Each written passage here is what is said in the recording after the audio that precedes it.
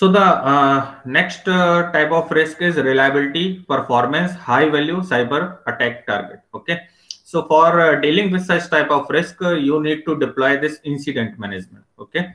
So first go through the point, that is risk: reliability related risk, performance, high value, cyber attack target. Okay. So an organization need to evaluate its CSP capabilities to provide adequate incident response in addition to its own incident response procedures for system disruption and data theft scenario. ठीक है।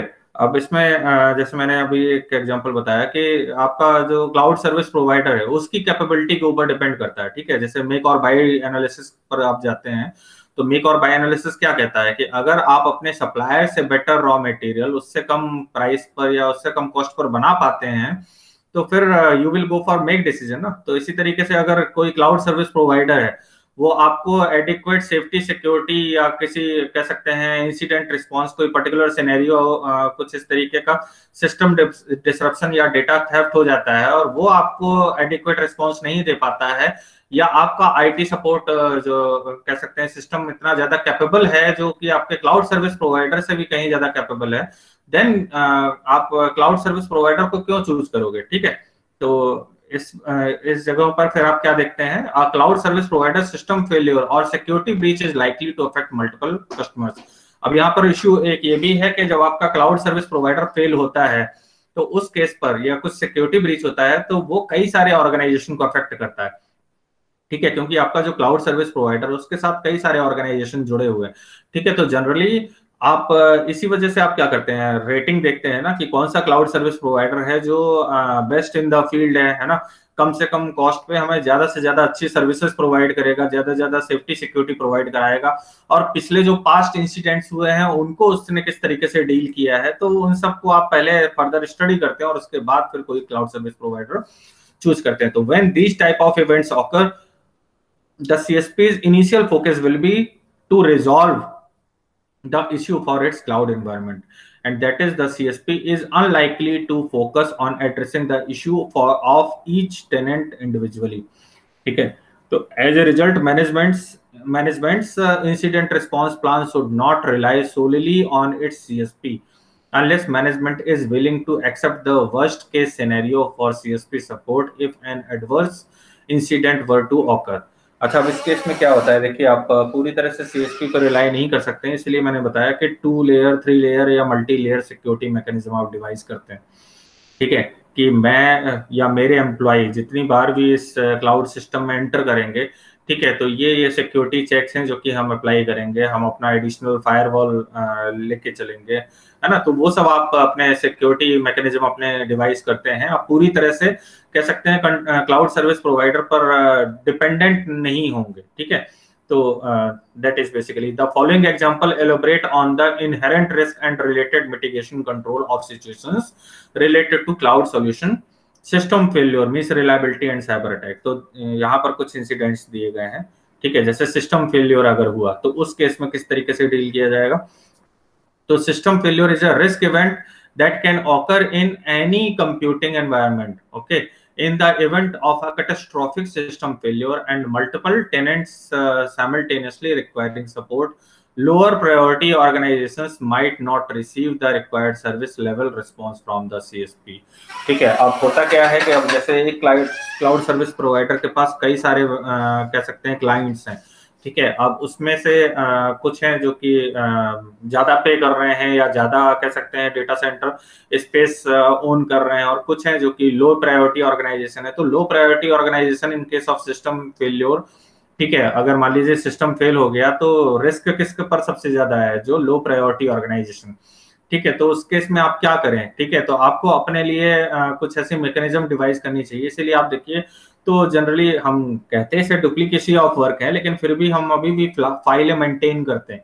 ठीक है, online system होने के बावजूद भी हमारा जो ऑफिसेज है, ऑफिसेज में हम हर एक चीज की प्रॉपर फाइल बना करके पेपर में उसको करके और फाइलिंग करके रखते हैं। तो क्यों रखते हैं कि इन केस मान लीजिए किसी वजह से सिस्टम फेल हो गया, ठीक है, हम जो हमारा ऑनलाइन डेटाबेस है हम उसे एक्सेस नहीं कर पाए, तो हमारे पास फाइल में वो डेटा है, हम वहां से उसको देख करके हमारा काम नहीं रुकेगा, ठीक है। तो that is means response towards this means incident management, ठीक है। तो उस केस के लिए, उस पर्टिकुलर सिचुएशन के लिए हम अपने आप को प्रिपेयर रखते हैं। और हम भले ही डॉक्यूमेंटेशन डुप्लीकेशन पार्ट है, लेकिन कह सकते हैं डुप्लीकेशन है ना, कि आप ऑनलाइन भी मैनेज कर रहे हैं, ऑफलाइन भी मैनेज कर रहे हैं, लेकिन उसके बावजूद भी हम प्रिंट आउट करके और उसको फाइलिंग करके रखते हैं, ठीक है। तो that is one type of that risk that is occurred. Okay, next is control that can mitigate the risk of system failure. अब किस तरीके के कंट्रोल हैं जो कि हम अप्लाई कर सकते हैं सिस्टम फेलियर को रोकने के लिए या मिटिगेट करने के लिए। तो engage other CSP that have the same solution as your primary CSP and maintain copies of your organization data so it can easily be deployed to backup CSP, ठीक है। अब देखिए, अब आजकल कह सकते हैं कि lot many data is there, ठीक है। हर एक चीज की आप फाइल बना करके नहीं रख सकते हैं। तो बेसिकली क्या है कि एक CSP क्लाउड सर्विस प्रोवाइडर की जगह पर, है ना, कई सारे आप 2-3 और क्लाउड सर्विस प्रोवाइडर प्रेफर कर सकते हैं। जैसे लिखा हुआ है ना कि same solution as your primary CSP and maintain copies of your organization data so it can be easily deployed to the backup of CSP। Means 2-3 जगह पर आप उसे स्टोर करके रखिए, और भी मतलब क्लाउड सर्विस प्रोवाइडर की आप हेल्प ले सकते हैं और वहां पर भी अपना डेटा बैकअप के तौर पर रख सकते हैं, ठीक है। Next is implement processes to monitor the system availability, ठीक है। अपनी प्रोसेसेस को इम्प्लीमेंट करिए जो कि सिस्टम अवेलेबिलिटी को मॉनिटर करें टाइम टू टाइम, ठीक है। And implement automated tools and that provide resources on demand for the cloud solution from another service provider, ठीक है। तो ऑटोमेटेड टूल को इम्प्लीमेंट करें जो कि आपको कह सकते हैं that provide resources on demand, जो आपको रिसोर्सेज जब भी आपको जरूरत हो उस समय पर प्रोवाइड कर दें for the cloud solution from another service provider. जैसे आजकल आप देखिए तो डिजी लॉकर का आप इस्तेमाल करने लगे हैं, ठीक है, या एम परिवहन का इस्तेमाल करने लगे हैं। तो क्यों करने लगे? इन केस मैं अपना डॉक्यूमेंट भूल गया तो मैं डिजी लॉकर पे गया और वहां से मैं अपना डॉक्यूमेंट एक्सेस करके और वहां पर मैं दिखा सकता हूँ, ठीक है। और या इन केस मैं अपना लाइसेंस ले जाना भूल गया या अपना कोई भी पेपर ले जाना भूल गया, ठीक है, और अगर मुझे कोई ट्रैफिक वाला बोलता है कि आप अपने डॉक्यूमेंट दिखाइए, तो वो मैं इजिली उनको दिखा सकता हूँ, ठीक है। तो इसलिए तो आप बैकअप के तौर पर उसको रखते हैं ना, अदरवाइज आप अभी हार्ड कॉपी मेंटेन करते हैं, ठीक है। इन केस अगर एम परिवहन भी अगर सिस्टम फेल्योर होता है तो कुछ और आप अपनी गूगल ड्राइव पे या कहीं पर उसको सेव करके रख सकते हैं, तो वहां से भी अपने डॉक्यूमेंट्स दिखा सकते हैं, ठीक है। होता है ना कि अब मुझे हर जगह तो मैं डॉक्यूमेंट नहीं कैरी कर सकता ना, तो मैंने उनका PDF बनाया और PDF बनाने के बाद उसको अपने गूगल ड्राइव में सेव कर लिया, ठीक है। या पिक ले ली, स्नैप ले लिया और उसको गूगल पिक्चर में जाकर के फोटोग्राफ में उसमें जाकर के सेव कर लिया। तो दैट डिपेंड्स, ठीक है, आपने क्या किया, अलग अलग जगहों पर रखा। तो implement the automated tools that provide the resources on demand for the cloud solution from another service provider and review the service level agreement to ensure that the cloud service provider will provide adequate response in the event of system failure. और जब आप अपना service level agreement draft करेंगे तो उस समय जरूर आप ये ध्यान रखेंगे कि उनसे CS जो आपके क्लाउड सर्विस प्रोवाइडर हैं उनसे पूछेंगे कि इन केस ऑफ सिस्टम फेलियर आपका क्या रिस्पॉन्स रहता है, कितना मतलब एफिशिएंटली और कितना इफेक्टिवली आप सिस्टम फेलियर को डील करते हैं। उस केस में अगर मुझे डेटा की जरूरत पड़ेगी तो आप कहाँ से देंगे, किस तरीके से देंगे, ठीक है। रादर देन आप मेंटेन करें अपने डेटा को, ठीक है, आपके मुकाबले, क्योंकि आपकी कॉस्ट इनकर होगी अगर 2-3 जगह आप मेंटेन करते हैं, इसकी जगह पर अगर आपका क्लाउड सर्विस प्रोवाइडर मेंटेन करता है तो वो ज्यादा बेटर है ना। तो आप उससे इसके रिगार्डिंग कह सकते हैं कि अपने टर्म्स एंड कंडीशन क्लियर रखेंगे, रिव्यू करेंगे अपने सर्विस लेवल एग्रीमेंट को, okay. So this is your response in this regard, system failure. Okay, next is cyber attacks. So every organization has an inherent risk of cyber attacks on its system. The consolidation of multiple large organizations on a CSP's infrastructure present to hacker a larger and possibly a more well-known target. ठीक है, तो generally होता क्या है कि आप दो कह सकते हैं ना, एक इंडिपेंडेंट हैकर भी होते हैं और या तो कह सकते हैं कि जबरदस्ती इंड्यूस्ड आपके कंप्यूटर ने ही आपका डेटा लीक करके और फिर कह सकते हैं आपको हार्म पहुंचाने की कोशिश करना चाहते हैं, ठीक है। तो such type of cyber attacks are there. So consider a situation in which a small and obscure company is sharing the cloud infrastructure of a high profile organization or CSP. The small company likelihood of being a target of cyber attack escalates to the same level as that of well known organization or high profile CSP। ठीक है, तो अब इसमें किस तरीके का control है जो कि आपको करना चाहिए? Host only non essential and non sensitive data और थर्ड पार्टी सीएसपी सॉल्यूशंस। ठीक है, तो जनरली जैसा कि बताया गया कि साइबर अटैक्स जो भी डेटा आपका इंटरनेट में है, ठीक है, वो इन केस अगर आप डिलीट भी कर देते हैं ना, तो उसके बाद भी पूरी तरह से डिलीट नहीं होता है, कहीं ना कहीं रह जाता है। ठीक है, और इसके अलावा वो और कोई भी एक्सेस कर सकता है। तो इसलिए बेहतर यही होगा कि host only non essential and non sensitive data and third party CSP solution. ठीक है, and deploy the encryption over data hosted on cloud solution. ठीक है, इनक्रिप्शन जरूर आप इस्तेमाल करें। अभी आजकल देखिए ना, तो आप अपनी फेसबुक जो इमेज आप डालते हैं उस पर क्या करते हैं, इनक्रिप्शन लगा देते हैं कि मेरे जो फ्रेंड्स लिस्ट है उसके अलावा और कोई उसको ना देखे। ठीक है, या कमेंट डिसेबल कर देते हैं या कुछ इस तरीके के। तो ये क्या है, deploy the encryption over data hosted on cloud solution. ठीक है, तो इनक्रिप्शन का इस्तेमाल करें and have a defined fail over strategy that would leverage another CSP solution और एन इंटरनल सॉल्यूशन। ओके, सो एक clear cut defined fail over strategy आप prepare करके रखें कि इन केस अगर कुछ होता है तो आप क्या करेंगे, किस तरीके से डील करेंगे।